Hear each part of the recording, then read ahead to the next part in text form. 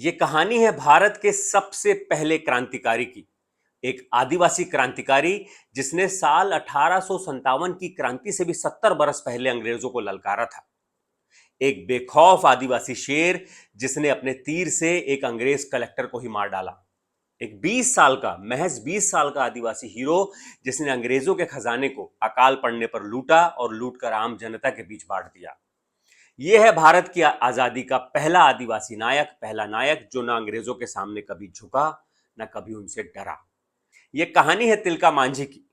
तिलका मांझी जिन्होंने अंग्रेज हुकूमत को सबसे पहले, मंगल पांडे से भी पहले, अंग्रेज हुकूमत के खिलाफ जिन्होंने विद्रोह का बिगुल फूका था। साल 1778 में तिलका मांझी और उनके जाबाज योद्धाओं ने रामगढ़ कैंप से अंग्रेजों को खदेड़ दिया। तीर और धनुष से अंग्रेज सैनिकों पर इस तरह ताबड़तोड़ हमला किया कि बंदूकधारी अंग्रेज सेना को भी जान बचाकर पीछे भागना पड़ा। उस वक्त इस इलाके में अंग्रेजों की सैन्य कमान वॉरेन हेस्टिंग्स के हाथों में थी। हेस्टिंग्स ने तिलका मांझी और उनकी सेना के विद्रोह को दबाने के लिए 800 ब्रिटिश सैनिकों को भेजा।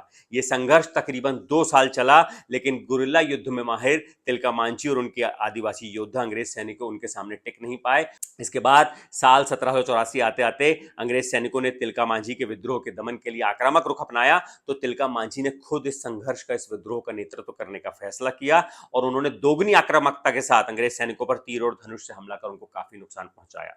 और इसके बाद आती है वो तारीख 13 जनवरी की साल 1784, जब तिलका मांझी और उनकी सेना ने भागलपुर में अंग्रेजों के कैंप पर हमला कर दिया।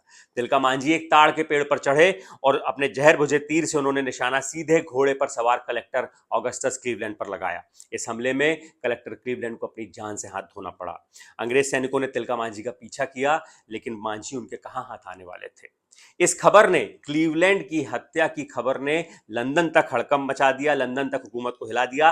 किसी ने भी नहीं सोचा था कि जंगलों में रहने वाला एक आम आदिवासी युवक इतनी हिम्मत कर सकता है कि एक अंग्रेज कलेक्टर को ही मार डाले।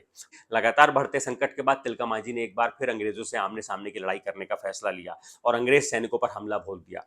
भीषण संघर्ष के बाद आई वो काली तारीख जब अंग्रेजों को कामयाबी मिली और भारत की आजादी की लड़ाई का सबसे पहला नायक, सबसे पहला क्रांतिकारी पकड़ लिया गया। अंग्रेजों ने तिलका मांझी को 4 घोड़ों से बांधा और घसीटते हुए भागलपुर तक लेकर आए। पूरे लहूलुहान हो चुके थे तिलका मांझी, लेकिन अभी भी उनके अंदर जान बाकी थी, उन्होंने अभी भी समर्पण नहीं किया। 13 जनवरी 1785 को भागलपुर में तिलका मांझी को बरगद के पेड़ पर फांसी की सजा दे दी गई और महज 35 साल की उम्र में एक तिलका मांझी अंग्रेजों के खिलाफ संघर्ष करते हुए शहीद हो गए। जिस साल तिलका मांझी शहीद हुए, तब तक तो मंगल पांडे का जन्म भी नहीं हुआ था।